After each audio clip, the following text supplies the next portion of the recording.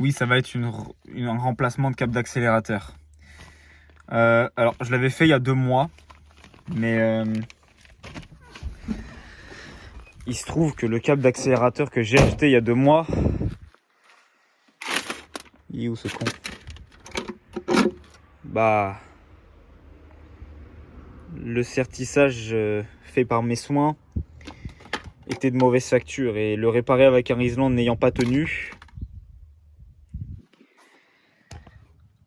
j'ai l'impression que c'est plus solide avec du putain de fil de pêche et 12 Risland qu'avec un putain de câble d'une marque pas dégueu, same, mais enfin bon. Et j'ai demandé s'il n'y avait pas une pince pour les sertir. Chez Desert, ils m'ont dit tu prends une multiprise, tu serres fort. Je vais coller en plus le serti avec le câble parce que là ça va pas. Du coup aujourd'hui c'est une vidéo remplacement de câble d'accélérateur parce que je vais pas rester avec mon vieux fil de pêche de merde. Hein. Voilà.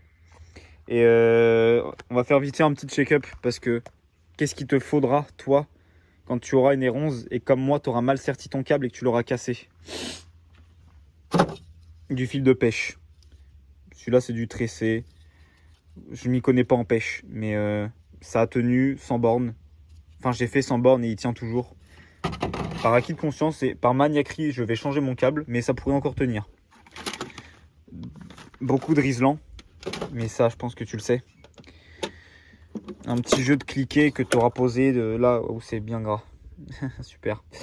Enfin voilà, avec des douilles, tout ça, genre le minimum syndical quand tu as une voiture ancienne finalement. Une clé plate qui ne fait plus qu'un avec le...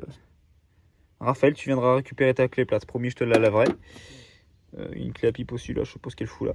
Et tournevis plat, pince, tous ces trucs-là. Tous ces trucs que je n'avais pas et qu'on m'a dépanné au Rasso. Donc merci beaucoup d'ailleurs. Et il fait beaucoup trop chaud, donc je vais me mettre à l'ombre. Il n'y a pas d'ombre.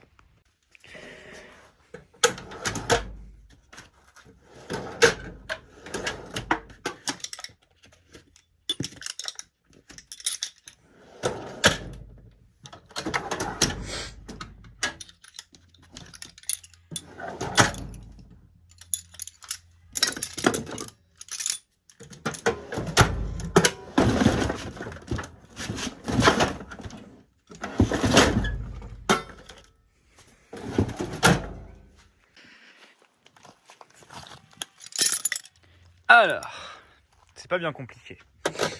Sur R11, tu ouvres ta boîte à air là. Hop, hop, hop, hop, hop. Tu fais sauter tous les petits clips. Et clac. Et clac. Ça va là.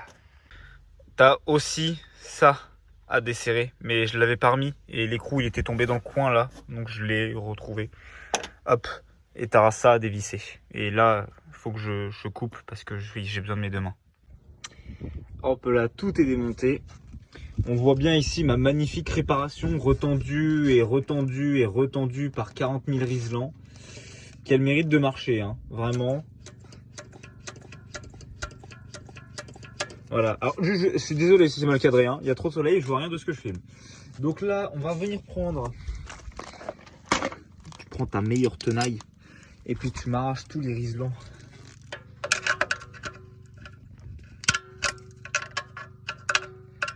Je vous reprends après, c'est trop chiant.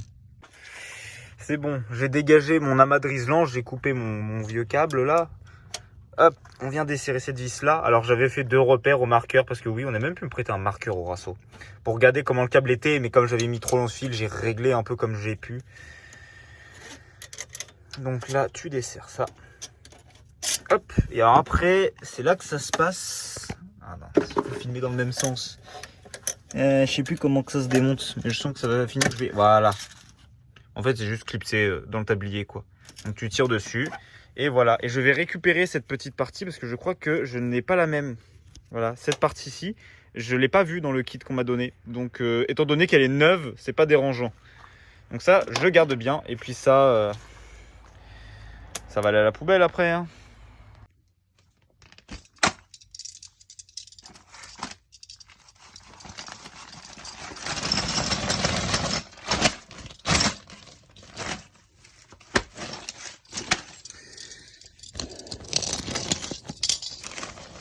Alors. Ah, on n'a pas exactement les mêmes pièces. Hein. En vrai, ça serait bien, pas le bon. Mais je vais pouvoir me démerder avec mes anciennes pièces. Je sais pas ce que c'est que ces merdes là. C'est un truc vraiment hyper adaptable de chez adaptable. Hein. C'est déjà, je sais que c'est celui-ci qu'il me faut. Les autres, je sais pas ce que c'est. Je vais voir si il m'en faut pas plusieurs des fois que. Je réfléchis un peu et puis je vous redis. Mais de toute façon, ça sera vraiment propre à chacun, je pense, ce kit, parce que selon les marques, t'as pas exactement les mêmes pièces. C'est pas compatible avec les Super 5 et des fois c'est compatible et ceci et cela. Enfin, bref. Bon, du coup, j'ai repris ma gaine et mon petit machin là-bas, là, ça. C'était pas fourni, c'était pas exactement, c'était de la gaine comme ça en fait qui était fournie. Et ça me paraissait pas ouf. Donc ça, la gaine, elle était en très bon état, de toute façon elle était neuve. Donc il y a juste mon câble que j'ai, juste mis le câble neuf en fait. Hein. Voilà, je l'ai recoupé, je vais encore le recouper. Et donc je l'ai reconnecté à ma pédale aussi, c'est juste clipsé. C'est comme ça. Tac, voilà. Là j'ai mis des trucs en dessous pour voir à peu près la hauteur que je voulais pour la pédale. Donc l'embrayage est toujours plus haut que le frein et le frein est toujours plus haut que le gaz. Hein, donc voilà. Parce que c'est électro haute, ça peut plus user le câble de frein. Et donc là maintenant on va prendre ça.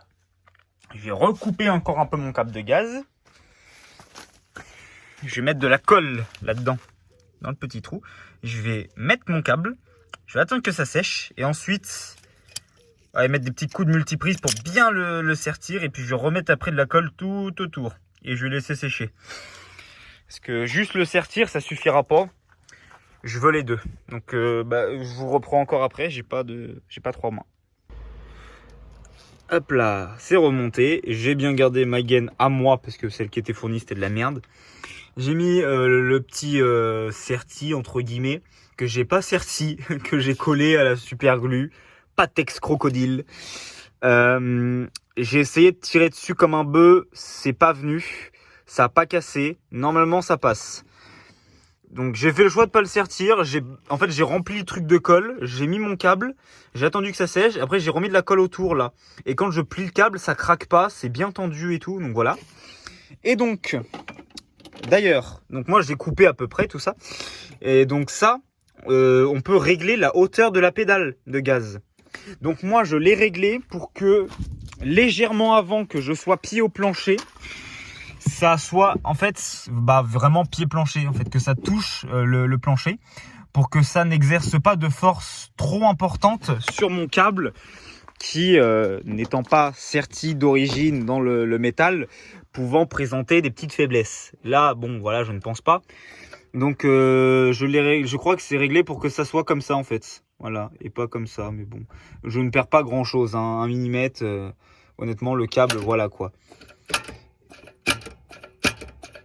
Et voilà, et donc j'ai mis un peu de WD-40 aussi là-dedans, dans la gaine, pour lubrifier, voilà, pour éviter que cet hiver par exemple ça rouille, même s'il y a du plastique dans la gaine, voilà. Ça lubrifie, c'est bien. Donc, quand on tire la gaine, si je dis pas de conneries, je vais vous montrer. Donc de toute façon j'ai repéré le petit point noir, hop, presque à l'arrête. Tac.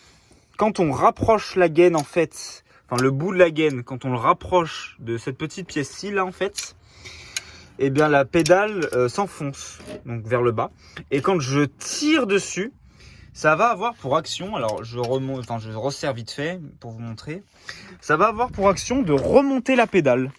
Donc là vous voyez, voilà, là par exemple elle est au même niveau que la pédale de frein. Moi je trouve ça trop haut, c'est pas confortable pour conduire par exemple.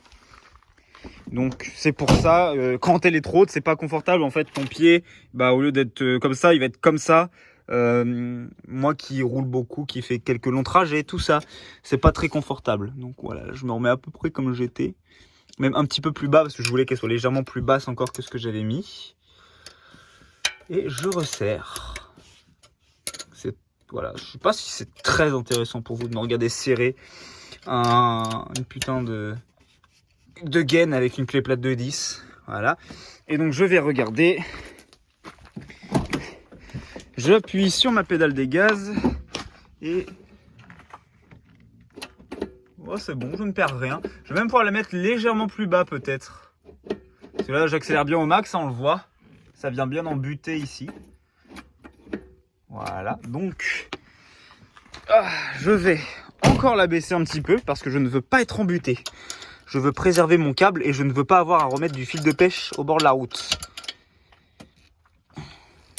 Je serre ça comme un veau. Comme un veau. Un veau. Putain, j'arrive pas à parler.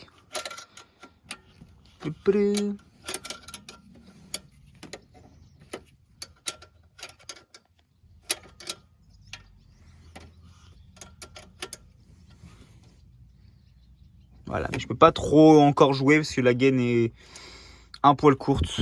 Voilà. Ça devrait être bien comme ça. Faut pas non plus trop que ça tire sur la gaine parce que je l'ai coupée courte. Enfin, je l'ai coupée courte.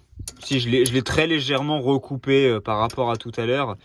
Mais au final, la longueur que j'ai coupée, bah, c'est ce qui aurait fait chier là, quoi. Donc je ne peux pas trop la mettre basse non plus parce qu'il faut pas que ça vienne non plus trop tirer ici, par exemple.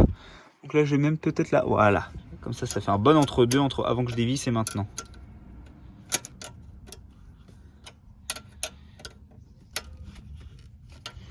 Et donc là, on va aller voir. Et normalement, on devrait être pas mal du tout. Et je pense même qu'on va remonter la boîte à air et faire un petit essai routier. Voilà, bah, ma pédale est un peu plus basse que tout à l'heure. Je suis toujours embuté. C'est tout bon. Je vais remonter la boîte à air. Je vais régler mon ralenti s'il a bougé. Parce que comme j'accélère... Là, je crois qu'elle accélérait très légèrement comme ça en fait. Avec le câble. Ma vis devait pas être embutée, je crois. Je sais plus, il y avait une connerie comme ça. Donc je règle mon ralenti. Et puis je remonte ma boîte à air. Et puis on va faire un petit essai routier. Bon, câble changé. Capot fermé. Boîte à air remontée. J'ai même pas touché au ralenti. Que dalle. On va faire sur le tas, hein. Au pire des cas je remonterai un petit peu après. Je remets un peu de starter parce qu'elle n'a pas tourné depuis ce matin donc elle est froide. Vous fiez pas à ça, ça marche plus.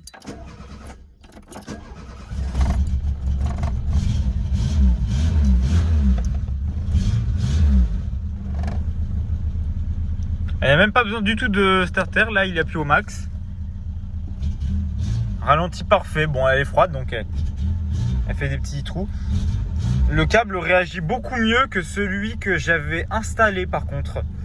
On va aller faire l'essai et je vous en parlerai mieux après parce que vous n'allez pas m'entendre avec le moteur. Hop là, je suis désolé par contre si je filme pas très bien parce que j'ai pas de support, rien, je tiens mon téléphone. Hein, donc,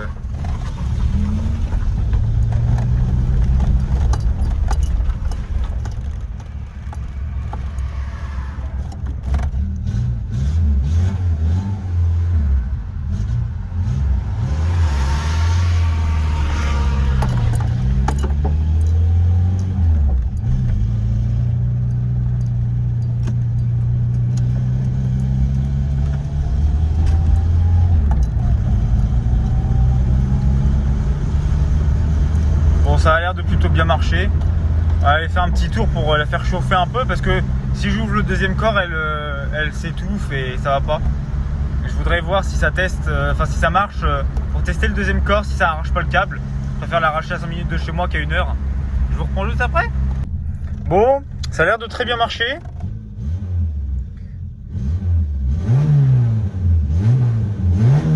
Je ressens moins à la pédale. Avant je ressentais vraiment 2 crans. Ah, il y a une voiture en face, il faut que je me pousse. Je ressentais vraiment l'ouverture du deuxième corps. Ça faisait comme un... En fait, on sentait qu'il s'ouvrait, quoi. Il y avait une petite résistance à la pédale. Et on sentait qu'il y avait un cran qui était un peu plus dur à l'ouverture du deuxième corps. Là, on le sent toujours, mais c'est beaucoup plus uniforme. C'est vraiment moindre.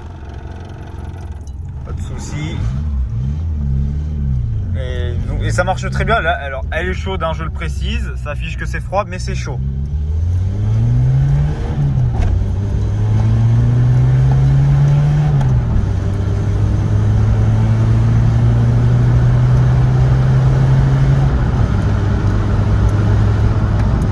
Voilà.